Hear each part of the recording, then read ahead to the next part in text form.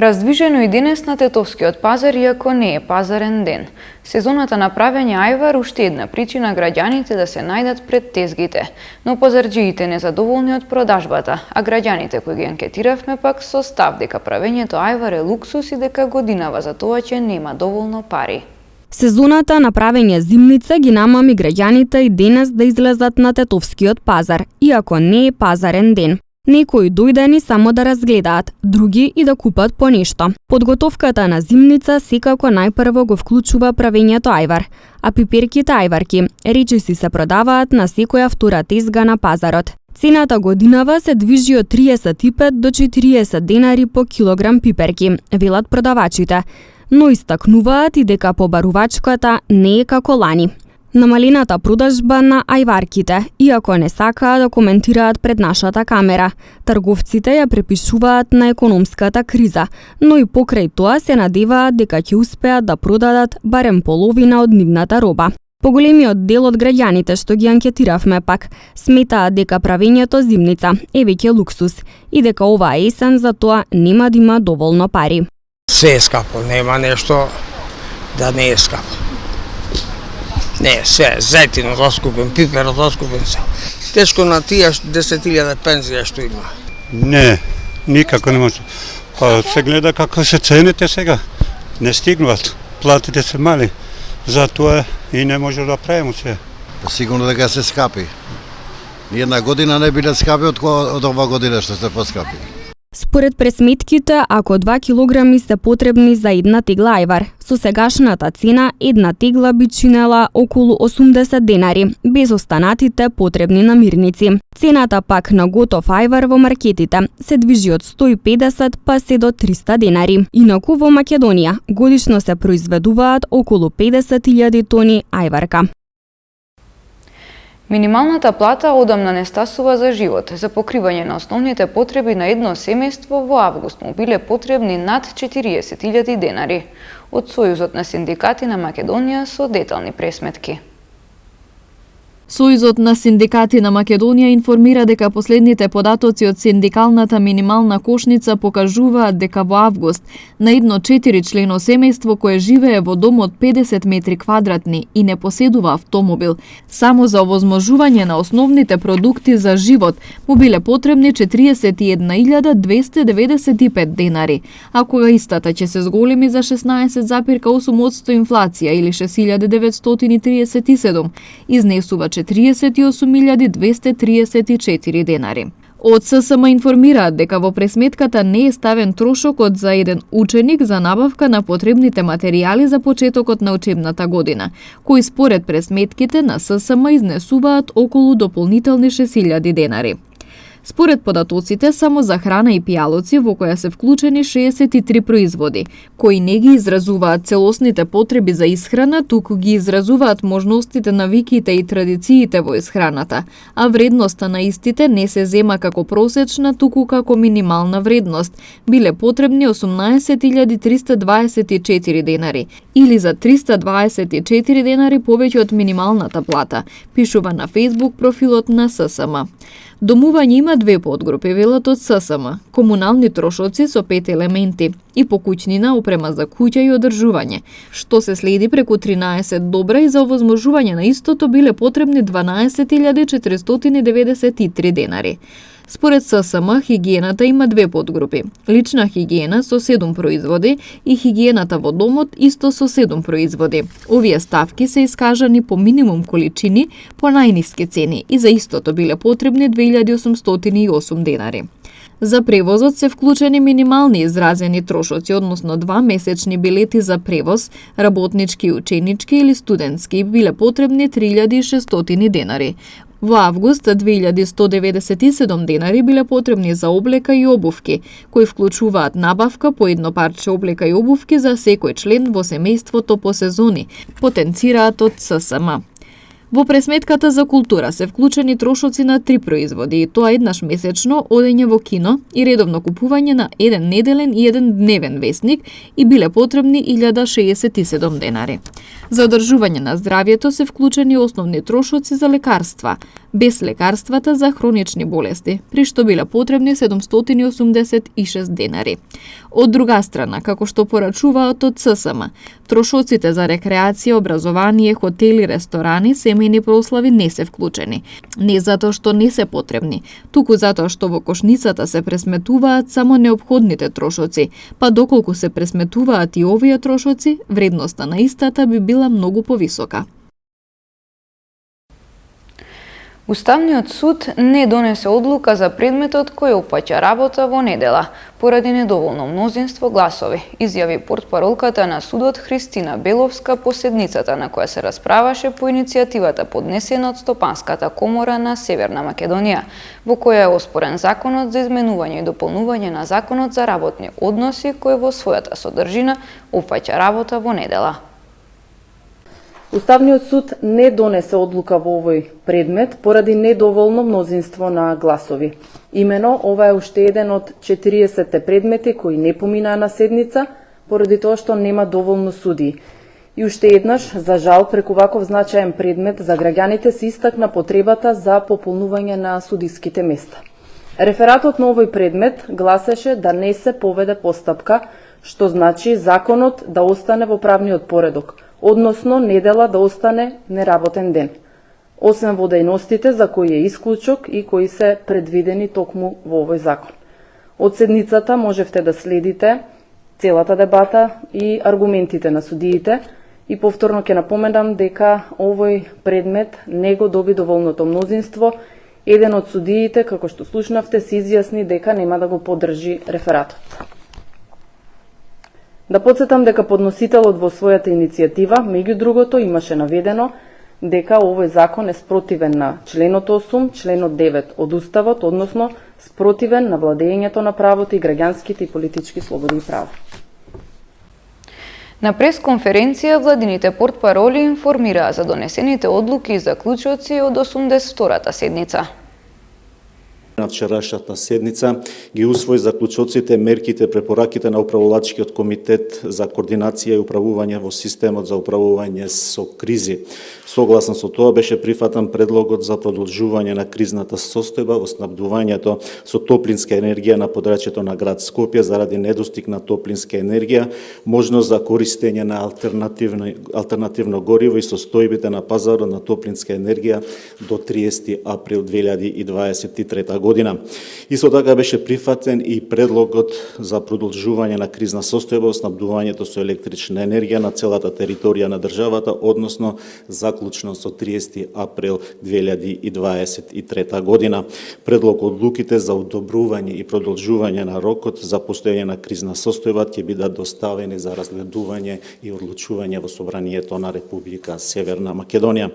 Почитувани во рамките на ова пресконференција, сакаме да истакнеме нашата заложба дека поддршката на земјоделците и земјоделските производи е еден од приоритетите на владата на Република Северна Македонија. Од тука донесовме одлука за нови мерки за финансиска поддршка на земјоделците, односно на вчерашната седница владата на Република Северна Македонија ги усвои измените и дополнувањата на програмата за спроведување на интервентен фонд за земјоделството и согласно новите финансиски средства ќе се имплементират новите мерки. Дополнително сакаме да ви информираме и за една одлука од кадровата политика, односно владата ја разреши на вчерашната седница Иринка Сотирова Бухова од должноста ВД директор на Државниот санитарен и здравствен инспекторат и на нејзино барање за ВД директор на Државниот санитарен и здравствен инспекторат владата ја именува Рената Младеновска. Едно одделение со трето одделенци во основното училиште Гоце Делчев од Тетово од вчера ја бойкотираат наставата. Група родители денес се собраа пред училиштето за да побараат да биде вратена на работа нивната досегашна учителка, на која не е бил продолжен договорот за работа. Денес сме собрани, значи како родители, си зборувам како родител, едноставно бойкотираме значи настава заради тоа што нивната учителка е оддалечена значи од наставата, како да кажам. Значи ова не, ние како родители не сакаме да се мешаме во политички и партиски работи, едноставно сакаме да ни се врати нашата учителка од нашиве деца, значи што тие се научени. Тоа е нашето барање едноставно. Сега па цел клас. 24, 25. Значи тука нема значи многу албански паралелки е по една. Значи овие се трето одделение. Едноставно бараме од наши, значи да ни се овозможи да ни ја вратат повторно нашата учителка. Овде значи процесот како стои од прво одделение е значи има друга учителка, па од второ ги зема, така е мислим процесот, па од второ се со таја, па и трето значи тие се веќе навикнати, едноставно за учителката немаме зборови, тоа го правиме затоа сме задоволни, па и за нашите деца исто така. Значи овие се децата што бойкотираме ние заедно со нашите деца. Као први немамо ништо персонално со новата учителка, ни против, ни индивидуално со неа. Искрено сакамо истата учителка да не биде значи и понатаму и да не бидат нашите деца жртва на политичките и партиските игри што се во Македонија моментално и така. Сообраќајната полиција и во текот на вчерашниот ден открила прекршоци кај возила кои вршат јавен превоз на патници. Ваквите активности уште повеќе ќе ги интензивира со почетокот на новата учебна година. Полициски службеници на СВР Тетово вчера од 11 до 15 часот на поширокото полошко подрачје спровеле акцијска контрола со која биле опфатени возила кои вршат јавен превоз на патници, автобуси, комбиња и такси возила. Во контролата откриени и санкционирани се 2 прекршоци во Гостиварско. Едно возило имало неисправни сопирачки, а едно истечена регистрација. На возачите прекршители изготвени им се соодветни поднесоци и веднаш се исклучени од сообраќај, а ќе се соочат и со законски предвидените парични глоби, кои зависно од прекршокот се движат од 100, 400 до 500 евра во денарска противредност. При контролата исто така санкционирани се и 2 други видови сообраќајни прекршоци кај ваков вид возила во Гостиварско и 5 прекршоци кај други возила во Тетовско. Секторот за внатрешни работи Тетово до крајот на овој месец уште повеќе ќе ги интензивира контролните активности, во чие средиште ќе бидат возилата од јавниот превоз, зашто со почетокот на новата учебна година тие се мощно ангажирани за превезување на ученици од и кон Тетово и Гостивар, како и навработени во овие 2 полошки гради. Оттаму на превозниците им се укажува навреме да ја проверат техничката исправност на возилата, да внимаваат на претовар на патници и посебно возилата да ги управуваат исклучиво лица со адекватни возачки дозволи. Лишени од слобода неколку лица поради поседување дрога. 2 лица пак се приведени поради нарушување на јавниот ред и мир. Полициски службеници на СВР Тетово вчера околу 19 часот и 40 минути на улица 29 ноември во Тетово лишиле од слобода 40 годишник од Тетовско џепчиште затоа што при преглед му бил пронајден кокаин. Тој е задржан во полициска станица Тетово и по целосно документирање на случајот ќе му биде изготвен соодветен поднесок. Вчера околу 21 часот и 45 минути во Тетовски блок 82 лишени од слобода се 21 годишник од Тетово и 18 годишна Тетовка, затоа што при нивен преглед кај девојката пронајдена е марихуана, а кај момчето метален боксирач. Двајцата се задржани во полициската станица Тетово и против нив ќе следуваат поднесоци. Ноќеска 10 минути по полноќ на регионалниот пат во Тетовско Боговиње, полициски службеници на СВР Тетово лишиле од слобода 18 годишник од Гостиварски градец. При негов и при преглед на возилото Форд Фиеста со гостиварски регистерски ознаки кој го управувал, му била пронајдена марихуана. Тој е задржан во полициската станица Тетово и ќе се соочи со поднесок по член 215 од Кривичниот законник. Вчера во 9 часот и 45 минути во Долнореканска пресојница, полициски службеници на СВР Тетово, Деление за внатрешни работи Гостивар, привеле 42 годишник и 41 годишна жителка на ова село, затоа што го нарушиле јавниот ред и мир во селското училиште и агресивно се однесувале кон вработен. Случајот целосно е расчистен и против инволвираните ќе следуваат поднесоци. Вчера во 19 часот во СВР Тетово пријавено е дека на шумски пат во атарот на Гостиварско Галате, управувајќи трактор со кој превезувал огревни дрва, 60 годишник од ова село излетал од патот. Во несреќата тој се здобил со тешки телесни повреди, констатирани во Гостиварската општа болница Ферит Мурат, каде бил пренесен за укажување лекарска помош. Увид извршила екипа од Одделението за внатрешни работи Гостивар. Пратеничката група на Демократската унија за интеграција денес одржа пресконференција за ставот на партијата во врска со иницијативата за организирање на референдум од страна на ВМРО ДПМНЕ. Иницијативата за организирање на референдум е спротивна на Уставот на Република Северна Македонија и истата е отфрлена бидејќи Уставот како највисок правен акт е многу јасен. Само да подсетиме, во член 118 се предвидува дека подпишаните меѓународни договори, кои потоа се ратификувани, се дел од внатрешниот правен поредок и истите не можеме да ги менуваме со закон. Демократската унија за интеграција ја повикува опозицијата да го прифати и подкрепи договорот за добрососедство со Република Бугарија, кој што е меѓународен договор и согласно Уставот, неговото правно дејство не може да се менува. Очигледно, опозицијата намерно ја има смислено и поднесено иницијативата на правно неиздржан начин за организирање на референдум, која е спротивно на Уставот и со единствена цел за да биде одбиена и притоа да создава поделби и тензии меѓу граѓаните, да го манипулира народот, иако знаа дека референдумот нема никакви шанси да успее. Иницијативата на опозицијата е насочена кон попречување на патот кон Европската унија. Жалам за антиевропското убедување и делување на опозицијата, но едно е јасно, дека враќање назад нема да има. Дека земјата нема да се изолира од останатиот демократски свет.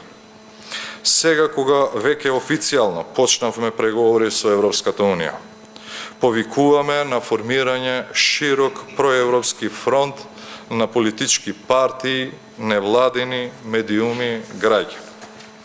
Почитување. Го повикуваме проевропското крило во рамките на опозицијата да направат се за да не се загрози членството на Република Северна Македонија во НАТО и да не се запре нејзиниот европски пат. Префрлањето на одговорноста на граѓаните е барање алиби за сите неуспеси овие години и погрешно постројување во регресивни сили преку сеење магла и оспорување договор кој придонесе членство на нашата држава во НАТО. Во време на најголема економска и енергетска криза, во пресред на една тешка и неизвестна зима, што не чека не само нас, туку целата Европа. Крајно неодговорно и недозволиво е да се потрошат 8 милиони евра за организирање на референдум само за да станеме дел од големата измама на опозицијата. Министерот за транспорт и врски Благој Бочварски најавува дека продолжува изградбата на пругата кон Бугарија и автопатот Скопје-Блаце и дека се прават сите подготвителни постапки. Знаете дека веќе избравме изведувачи за 3 делници. Првата делница е Куманово-Белјаковце, втората е Белјаковце-Крива Паланка и третата е на коридорот 10 реконструкција и рехабилитација на пругата Ногаевци-Неготино. Она кое што е важно би сакал да информирам дека веќе компаниите кои што се избрани ја мобилизираат својата механизација и стручните тимови за да веќе влезат во реализација. Најавивме дека оваа есен ќе бидеме и на терен, заедно со вас медиумите и со граѓаните да направиме увид во почетокот на работите на изградбата на најголемиот инфраструктурен проект во железничката инфраструктура од самостојноста на државата до денеска, а тоа е инвестиција од преку 200 милиони евра, поврзување на Република Северна Македонија со Република Бугарија.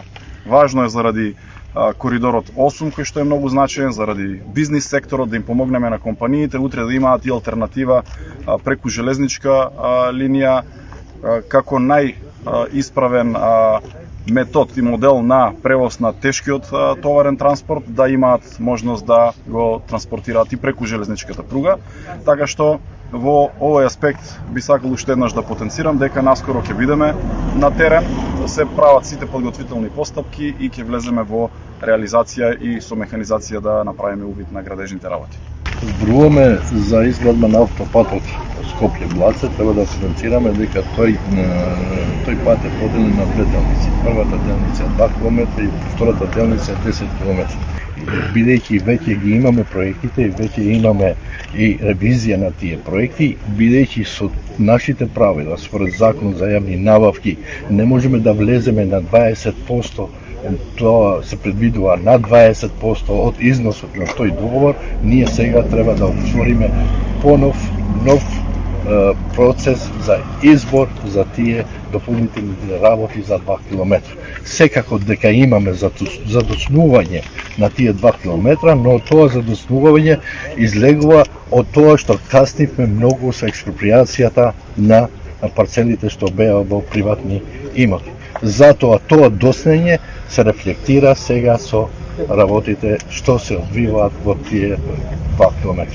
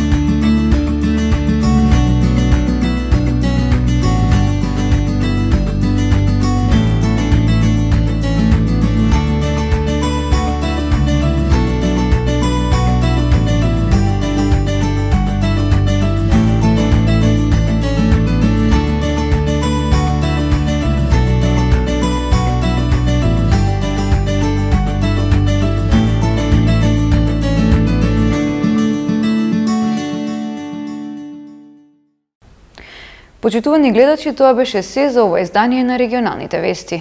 Имајте пријатен ден.